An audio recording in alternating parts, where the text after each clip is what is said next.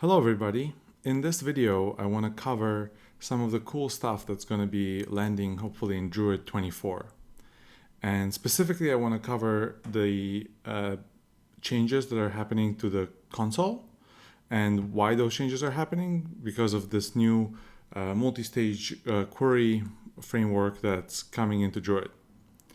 So this is the kind of the pull request 12.262 that talks about in great detail like what the changes are, but I want to actually show functionally what they look like. So I made a build here, so caveat, this is not a released build, this is just a preview build I made by pulling some branches together. I hope it looks very close to what's actually going to be released, but if not, I guess I'll have to re-record this. And I'm going to be showing off some stuff. And one other caveat is that I tuned this Druid to work specifically better on my laptop and do things like use the indexer and switch to use configs that make it so tasks start up quicker just because it looks better for the video. It kind of keeps the flow more, but if you are following this on your own computer, you might have to wait a little bit longer for tasks to start up, but know that that's not something that's wrong with you. It's actually, I'm running my Druid in a weird kind of like overextended state. Anyhow, without further ado, let's dive into it. So here I have the web console open for this Druid 24 kind of preview build that I made. And the way you'll notice that you're like running the new code is that the query view is now the first view in the header. So that's like a very quick visual indication that you're running the new code. You'll see why it became kind of the first view in a second. So let's click on it. And when you click on it, you get to the new query view, also known as the workbench view. You can see here in the URL, it says workbench. And it just got a ton of upgrades in this release, and that's why it kind of has a new name, at least in the URL. And you can still actually, I just want to make sure that this is known, you can still get to the old query view if you shift click if you alt click the query, you get to, or if you manually type in this URL, you will get there, and it will work exactly as it used to. It's still there, but if you just click on the query view, you'll get to this new workbench view, and you can recognize that you're in the new workbench view because A, you will have this tab control at the top, and B, you'll have this engine selector. And I'll talk more about both of those in a little bit. All right, so let's discuss this new workbench view and why it exists. Well, to put it quite simply, there's these new multi-stage queries. You can run them. You can run them to do ingestion. You can run them to do data manipulation within Druid, because they can, unlike SQL queries in Druid before, they could just kind of give you the results back. These queries can actually take results and write them to a Druid table, and they can also read external data. So let's get into it in a second. But before I kind of do that, you know that you can still use this view how you used to be able to use the query view. Same thing still works. So here I can just I have a data source, I can query it, everything works exactly the same. The one important thing I will note is that there is this engine selector, and by default it will auto pick the engine based on looking at your query. And in this case, it's saying, oh, well, this is just like a regular Druid query, nothing special going on here. I'm going to use the SQL native. This is the sub-second engine. And as you can see, I'm going to sub-seconds process this query and gives me the results. Okay, so let's get into the cool multi-stage stuff. One of the really neat features of this view, this workbench view, and I will actually kind of through this presentation go through all of the features, or at least most of them, is that in this ... menu right here, you actually can load a bunch of demo queries that are sort of a self-guided demo. They will replace all your tabs, and it'll get you a bunch of tabs here that I guess also shows you how to use tabs. But these queries read through the comments, and they sort of explain the system through kind of a hands-on tutorial. But I will try to kind of explain it also in this video. So this is the first query. Let's do a quick introduction to the multi-stage query stuff. Two new things about this query that are interesting. If you are already familiar with Druid, there should be two things that look novel to you. One is this, you can see the select query right here. It's selecting from this table extern. So what that is basically it defines this external file, external to Druid, that is. This is data not stored in Druid. It's just hosted somewhere or inaccessible over HTTP. And it's JSON data. So we describe this data that's external to Druid. And then by describing it in this way, we use this to anywhere where you can use a table in SQL, you can use this query. And you can use this construct. And so you can use it inside of a from, on one of the left or right side of a join. Basically, whatever you could do in Druid, anywhere you can use a table, you could substitute it with one of these. The second thing that's new here is this replace into partition by syntax right here. So we'll see what that does. Let's actually run this query. So when we run this query, it will start running, and it will show us the progress of the query here as it's running. Now, what this query does is it actually basically reads this file that's external to Druid, does no manipulation to it whatsoever, just select star, and writes it into a Druid table. So two new constructs here. You can read an external file, and you can write the output of a query to a table. And with these two constructs, you can now do ingestion with SQL. And you can do ingestion from this view. In fact, I just ingested this many rows into this data source. That's sweet. And you can see actually it appeared right here. I could now click on this label right here, and it will conveniently open a new tab for me where it just does a select star. If I ran it, I can see the data in Druid. Nice. So let's go back to this demo right here. So I wrote, wrote these queries out, but I said, this was a multi-stage query. What does it mean? Well, you saw a bunch of progress indicators as the query was running. If you want to see them again, after the query finished, you can click on this show details right here, and it will pop up the details for this query, including the reports. And here you can see the stages. So this was a very, very simple query. It only had two stages, basically read data and write data. This is as simple as a query can be, at least right now. And you can see throughout every part of the stage, you can see how much data was transferred through it. Again, this query was doing nothing interesting, so it's just reading and writing. And we'll see much more interesting query executions in a second. But okay, so that is that query. Now, I could also click this preview button. So this is kind of let's look at some UI parts of this console. I clicked run, and it ran the query. I could click preview button, and it will run the query, but it will actually not run it with it will comment out this line, and it will basically just run the query in line as a query, and then just kind of give me a preview of what that data would look like. Which is very helpful, and we'll see how that's used in a second.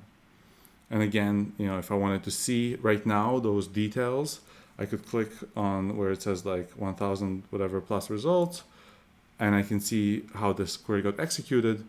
And actually, if you compare this to the previous query, you see something quite interesting. Now let's do that. So to do that, I said there's something interesting if you compare the execution of this query with the execution of the previous query. Well, right here, this button will open a recent query task panel that shows me the queries that I ran. So here I have two queries. They both completed successfully. The first one was that first query that I ran, which actually wrote into KDTM simple. And then the second query just kind of wrote data into the report, which is this inline data. So this is the query that gave me this data. Now, if I click on it here, I can actually look at the details of any previous query that I ran.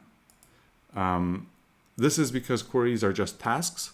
So even when, queries that are run using this multi-stage task engine, they're just tasks in Druid, and all of this detail is saved in the task reports.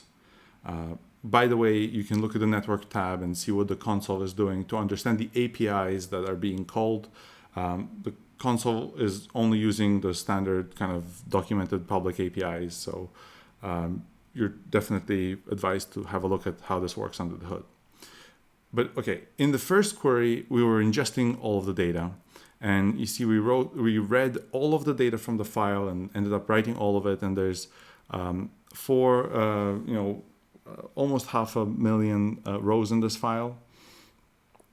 But in the second query, when we kind of did it inline, we actually had a limit. There's a limit stage because the console is basically saying, hey, only give me like a maximum 1001 results. The reason it's asking for 1001 is so it can render this 1000 plus. By the way, it's internal detail, pretty fun. But anyhow, it's asking for a limit of 1001 results, and that actually tells the stage 0 to actually stop reading the file, because it actually by the time, as soon as stage 1 gets enough results to kind of satisfy the limit, it just propagates a hey, stop reading throughout the network. And that's why this preview functionality is a lot quicker. It doesn't have to actually read the whole file. It only reads enough so it can show you the results that you asked for with the limit. So this is the preview functionality, and it's pretty cool, and it showcases here why it's so fast. Now you can see here, I said there's this engine selector, and you can, by default, it's on auto, and it shows you what engine it will select. The engine determination code is very, very simple. It just looks at your query. If you're either using this table extern or you're doing a replace or an insert query, it knows it has to use the multi-stage engine, because only the multi-stage engine supports those constructs. Otherwise, it assumes that you want the query to be as fast as possible, so it will use the regular SQL native engine. You can actually pick which engine. You can explicitly say, no, let's send this query to SQL native. As when you pick the engine, the options that you have here change, because not all the different engines have different options that they support. And when you run this query, it will give you an error because SQL native does not support replace. So, but you can do it. You can also put it back on auto and have it auto-determined for you. Now, okay, let's go to the next query, because I think I've talked a little bit as much as I want about this query right here. Let's go to demo 2. So, demo 1 really showcased the simplest possible ingestion query, because the point of that demo was to showcase this replace syntax and also the extern syntax. Well, demo 2 is kind of trying to showcase kind of everything that you'd want to do with ingestion, give you a taste of everything. And the beauty of it is that everything else that this demo adds is pure SQL. the new concepts were already introduced in demo 1. There's no new concepts here. If you just carefully, if you are familiar with SQL and you carefully read through this query, you should just be able to like figure it out, what's going on here. First of all, I pulled this external definition just into a with statement, just because I like to have it kind of like out of the query. Kind of, I like this flow better, but I really love with statements. That's just kind of my style.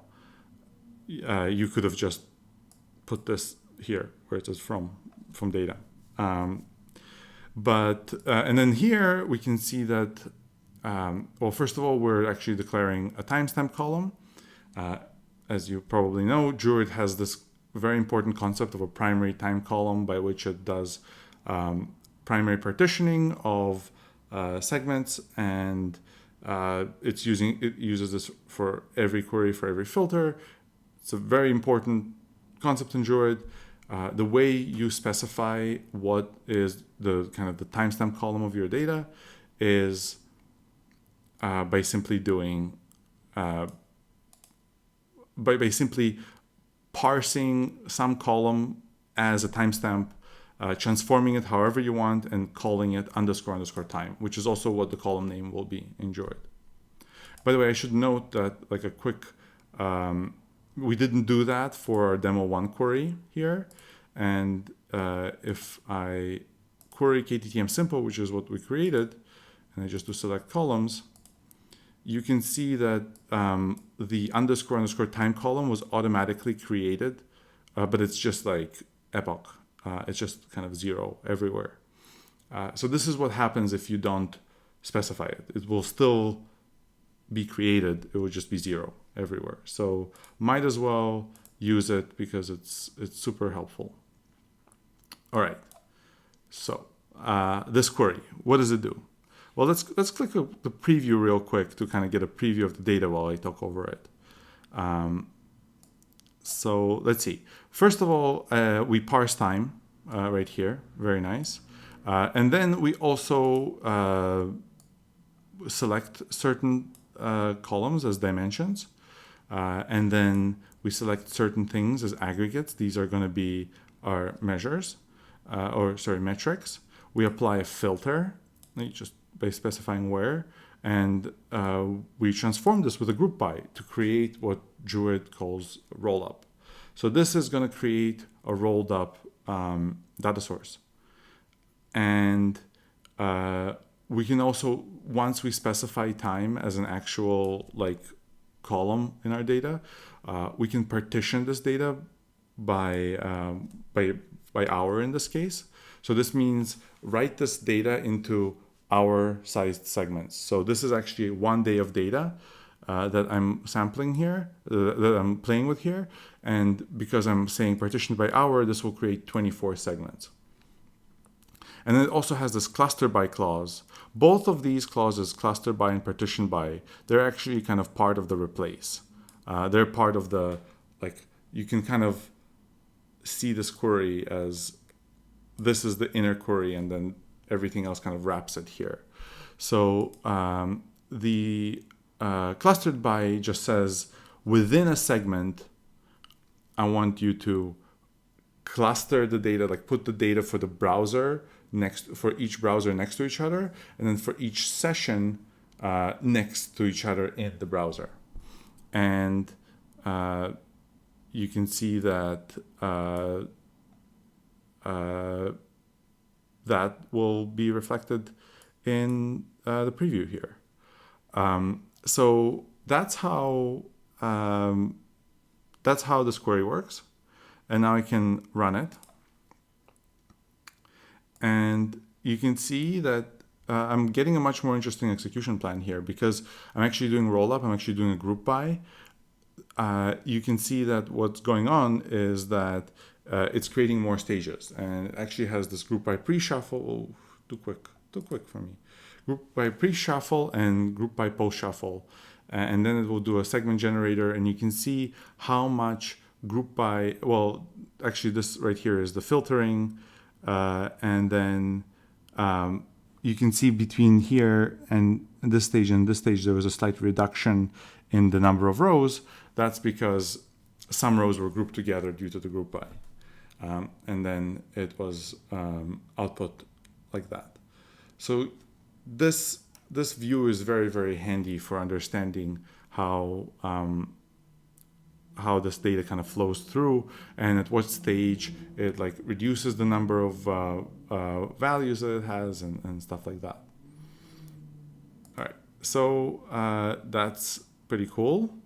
And one of the nice things, by the way, about doing these replace queries, when you do replace into data source and override by all, is that it basically makes this query idempotent, which means that every time you run it, it's just going to throw away whatever was there before and recreate the stable, which means that you can run it many, many times. You can play with different clusterings, and you can see how that affects maybe the size of your segments, and that's very neat. One kind of like, well, while we're here, one interesting thing I want to point out is, I have this number of task selector. So the number of task selector basically says how many tasks should you launch to compute this query, what's the maximum number of tasks you should launch, and the smallest is 2. You can't have fewer than 2 because you have to have at least one controller task and one worker. But you can kind of crank this number up. But I should note, don't go too far up, because if you check first how many, if you go to services, how many task slots you have in this particular configuration of this cluster. I only have 4 task slots, so I wouldn't be able to go above 4 for this number. But obviously in a bigger cluster, you maybe have hundreds of task slots, and you can really control how much resources maximally you want, like a single query to consume. There's also this, so I can put a 3, for example, and I can also have this task assignment where I can tell it to, instead of assigning like the max number, to automatically pick whichever is the most appropriate.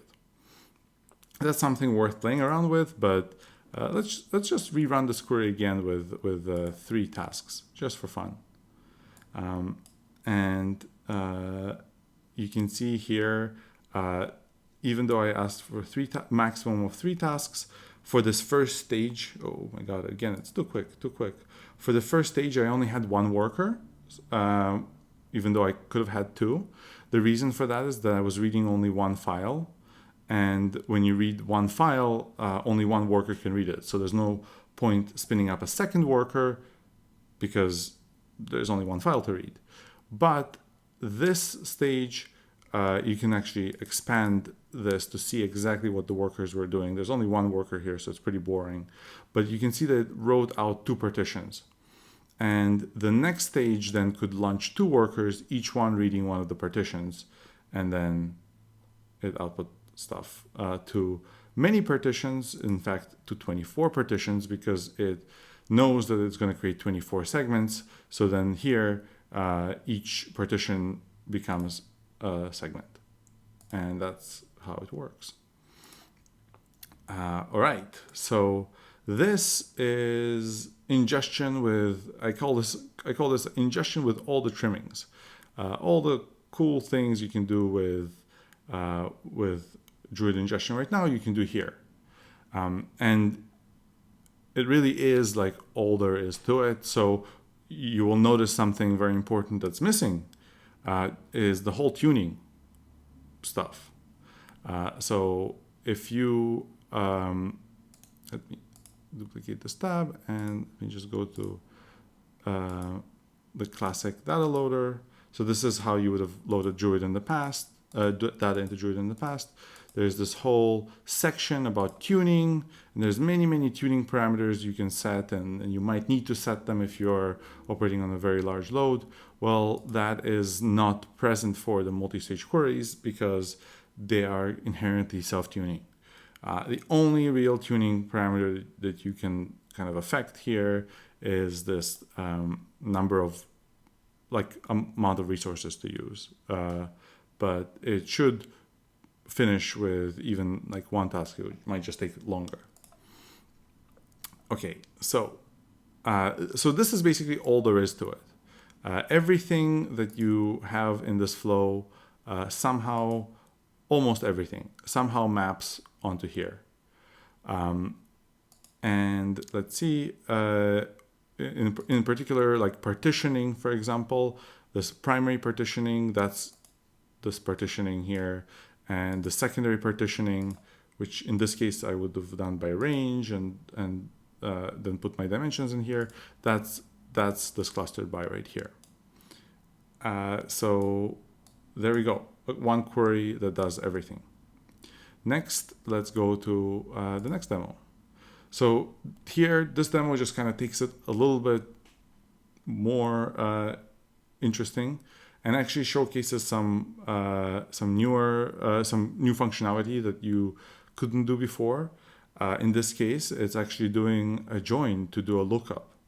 So I'm ingesting some data, but I'm also creating another external in this query and declaring, I guess I should say, another external in this query of countries, because I want to do a join and dig out the capital and the ISO 3 of the country, because maybe I want to do some GeoVis or something like that.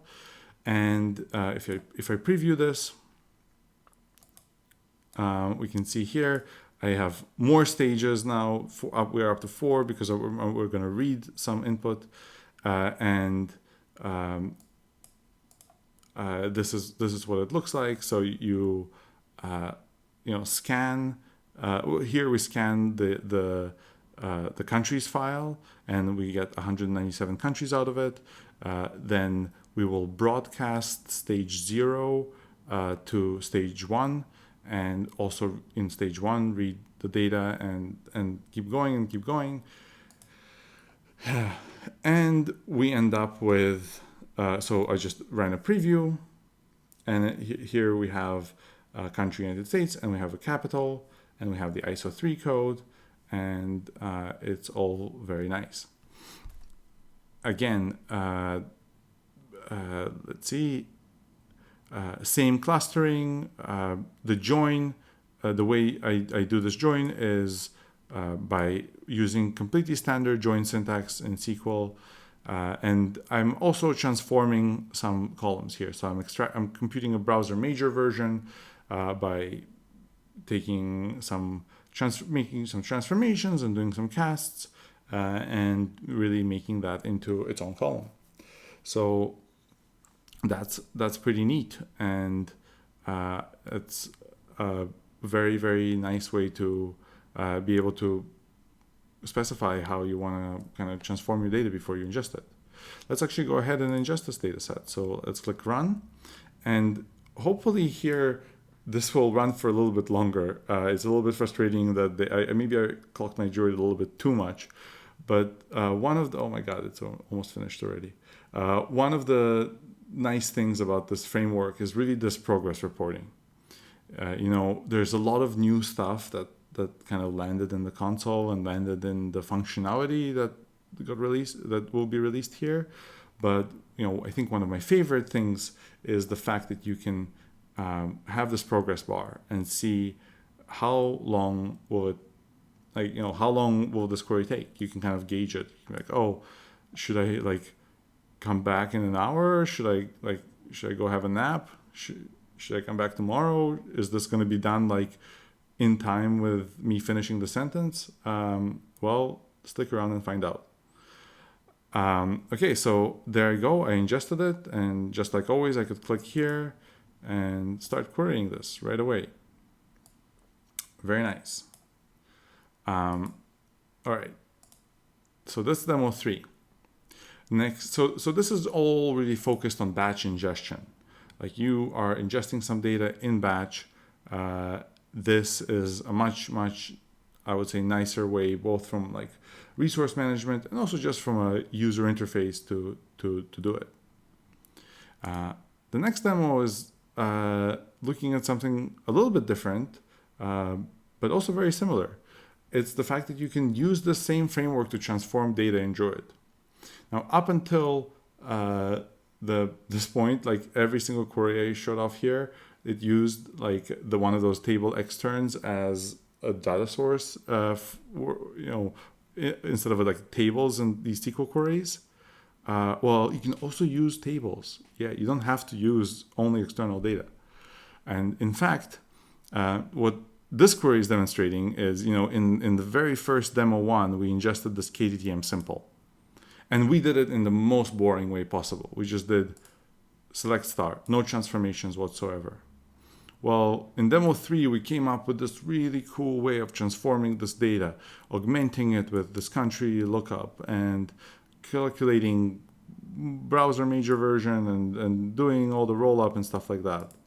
Well, maybe we have some FOMO with how we ingested that data for KTTM simple. We're like, no, we really should like take all this data we already ingested and apply all those same transformations. So demo 4, the query here is identical to demo 3, with the exception that instead of using an external for the data, it's using KTTM simple as the from. That's it. Very, very cool. So let's run that.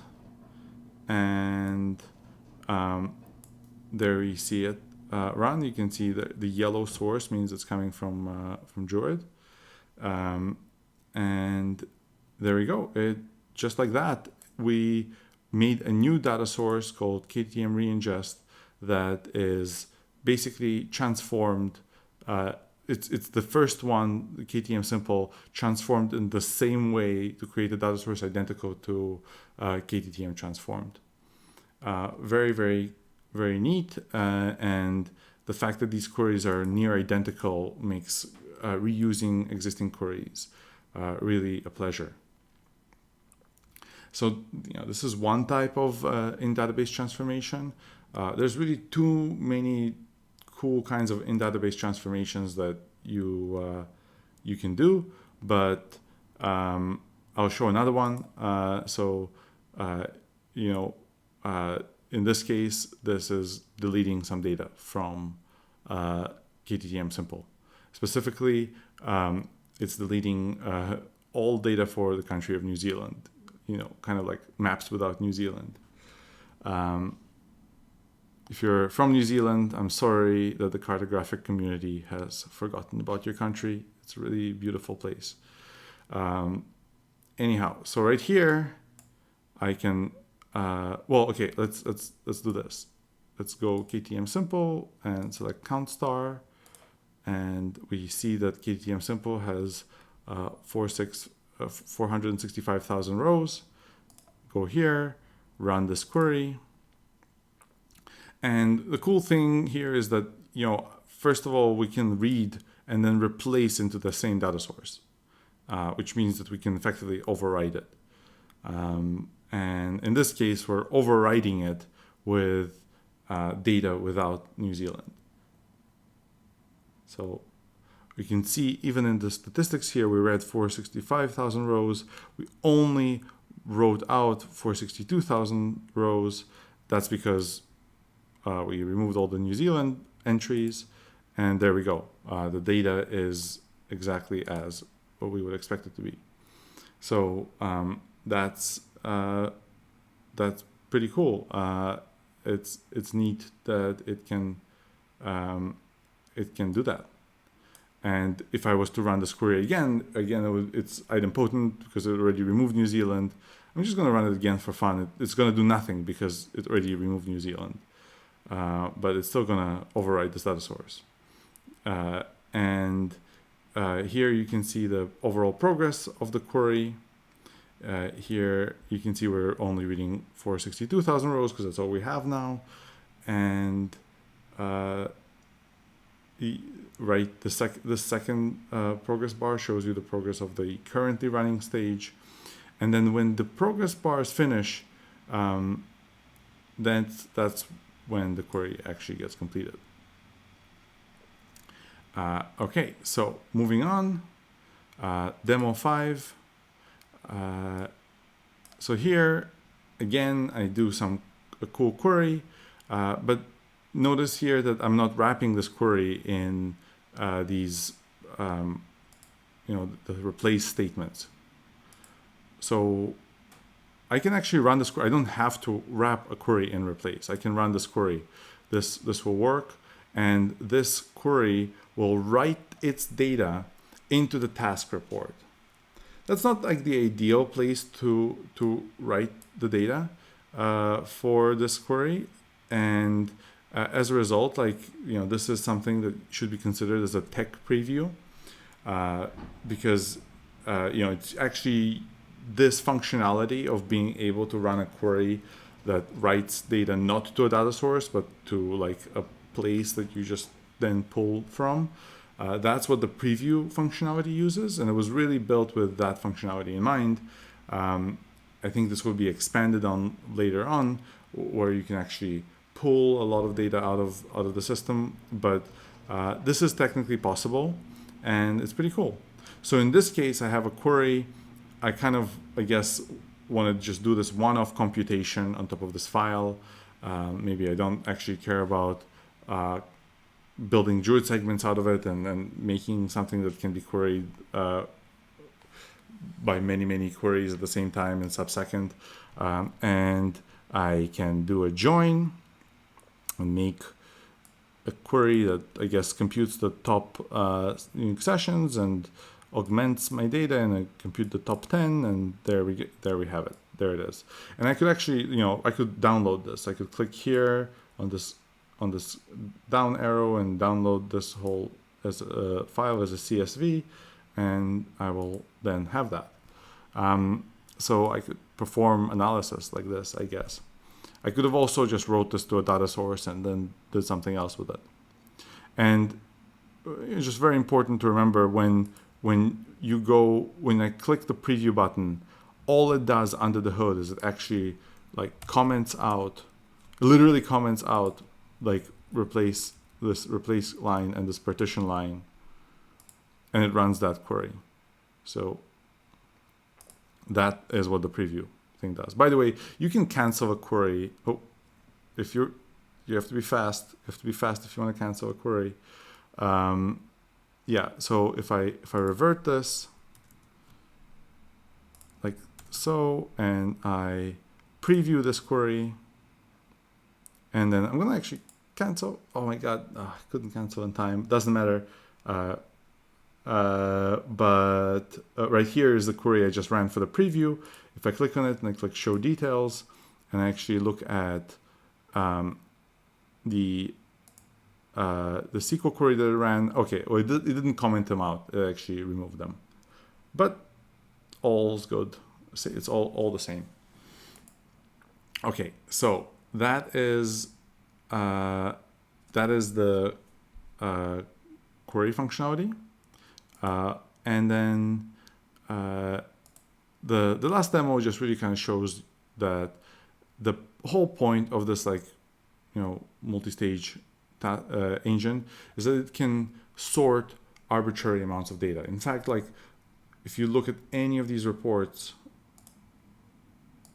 you can see that there's this very important sort output.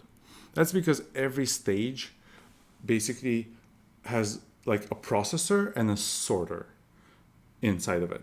Well, not every stage. Every stage can have it has a processor and an optional sorter. And when it, in this case, it processes the data, applies filters or whatever, transformations, and then it sorts. And it can sort arbitrary amounts of data, and it can do it without tuning. That's why you don't need tuning parameters. That's why they disappeared. But sorting is really the key here, and it lets you do stuff like for example, sort, take a data set like KTM simple and just sort it, but on an arbitrary column, like so. So here we go. We can sort it like that. And now it's sorted on session and number. Maybe we want to do some like session-based analysis here. Now, if I was actually to switch this to auto, like you notice here that this is the only query, if you've been really keen-eye paid attention, where the engine wasn't auto. It's actually kind of hard set to SQL MSQ task. If I was to set this to auto, then it would naturally assume that we need the SQL native engine. That's because the console isn't clever enough to detect that you're sorting on something that wouldn't work. But it's like, oh, well, you're not doing a replace or an insert. You're not using the table extern. Okay, SQL native it is. In this case, if I ran this with SQL native, it will actually say, hey, you can't do that right now, because the scatter-gather system of SQL native won't be able to handle this query, because in general, this query requires you to potentially resort the entire data set. This query could potentially run for hours. But with the MSQ task engine, it works great. So there we have it. Neat. All right. So that is how this task works.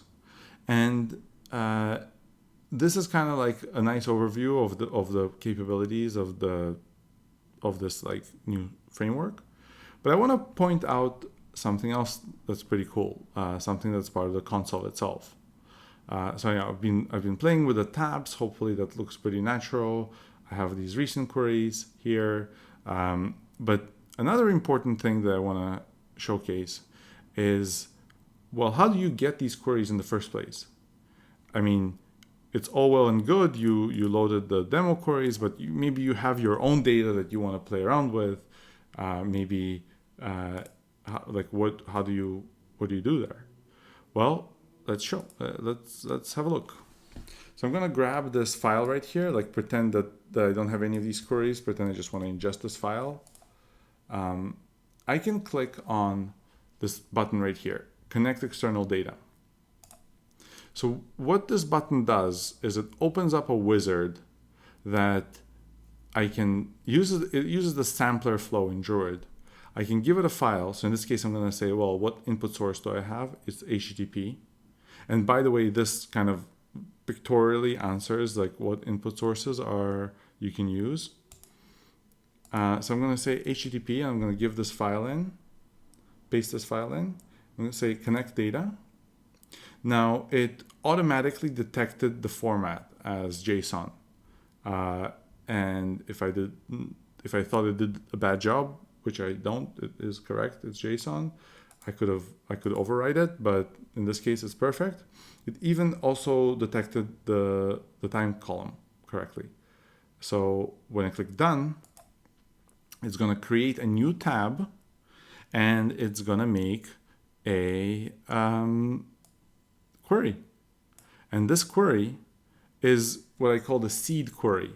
So you see, it actually wrote out the external for you for that file.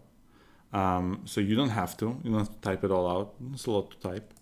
And by sampling the columns and detecting what the timestamp column is, it created this query for you.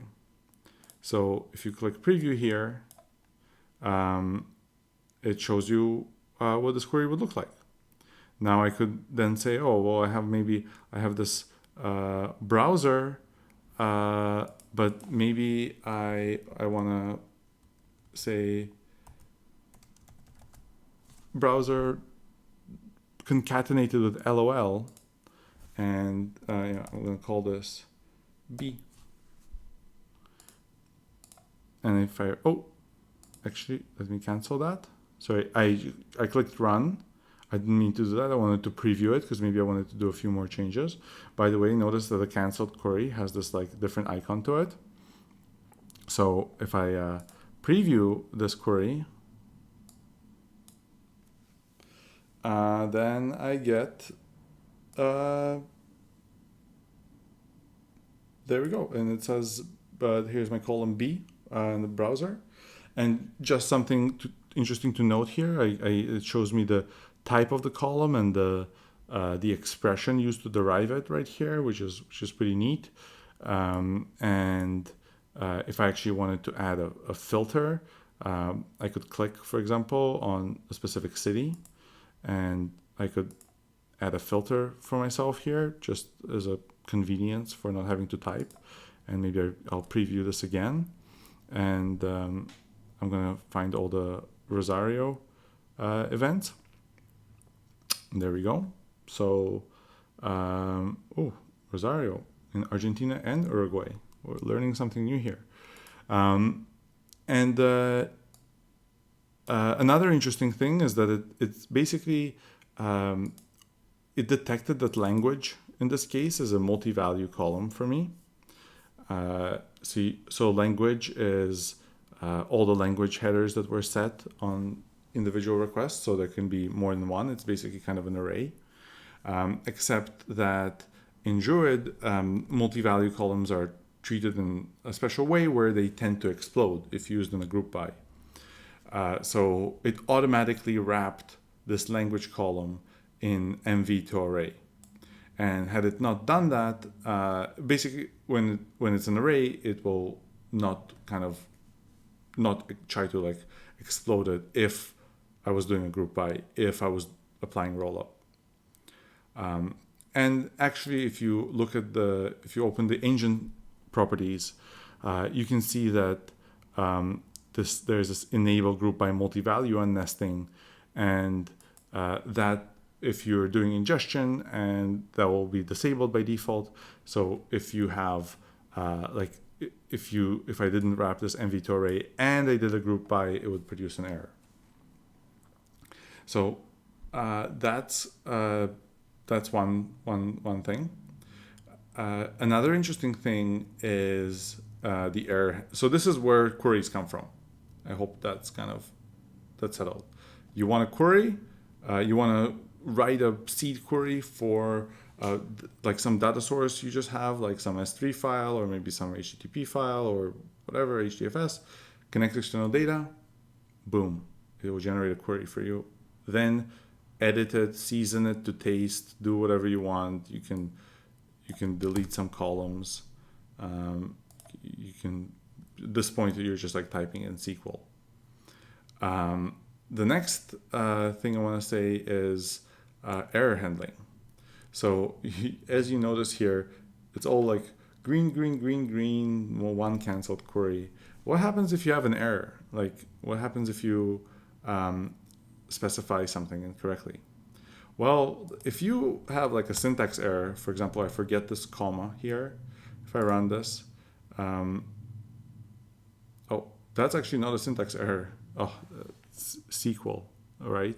Because that's actually relabeling continent as country. This is so funny. Okay, well, what would be a syntax error? I guess a syntax error would be if I added a comma here. There we go.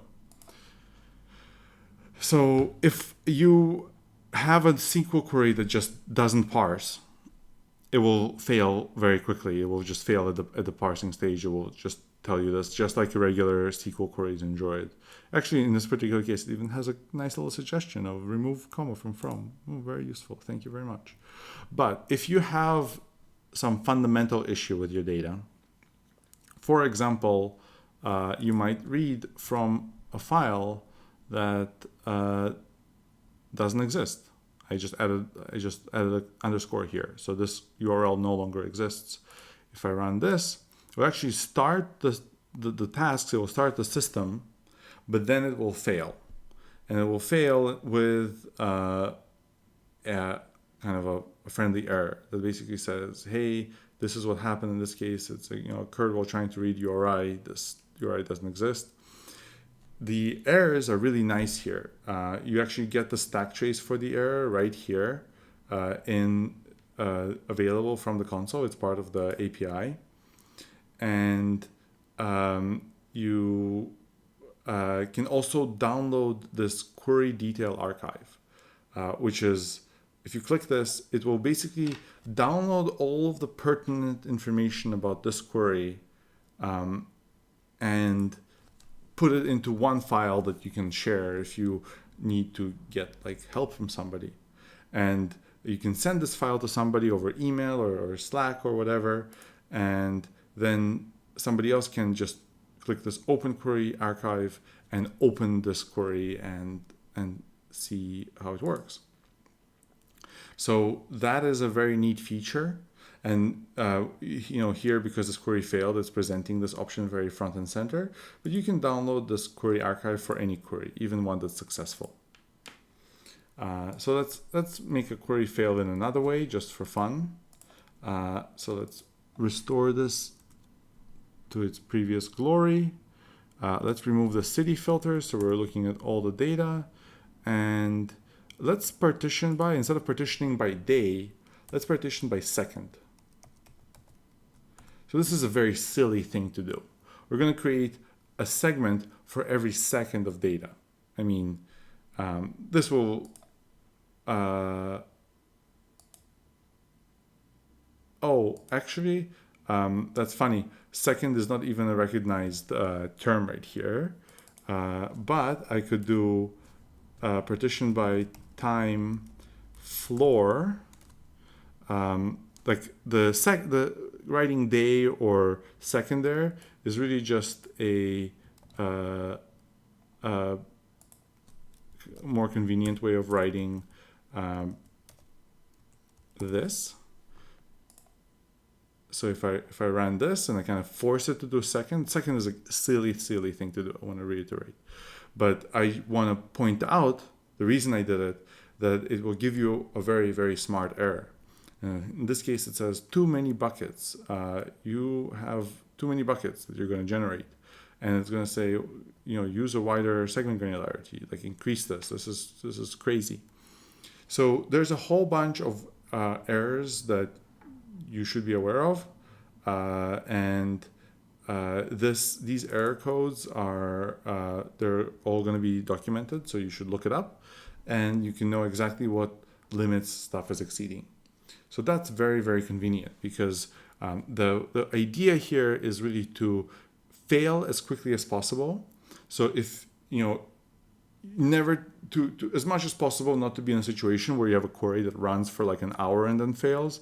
Like if a query is going to fail, like let's try to fail it as quickly as possible. And then secondarily, when a query fails, give a very good error, provide a stack trace, and also provide all the information you need for actually debugging this. So this is just a really nice feature of the system. So I think on this note, I will probably end this video. There is more to say and there is more to show, but I think I gave a good introduction of this.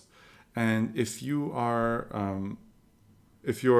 interested, get your hands on the latest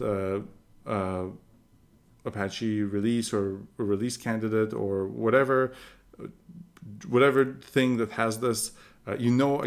Once again, it has this if the query view is the first view. Now you hopefully see why the query view is now so much more powerful. I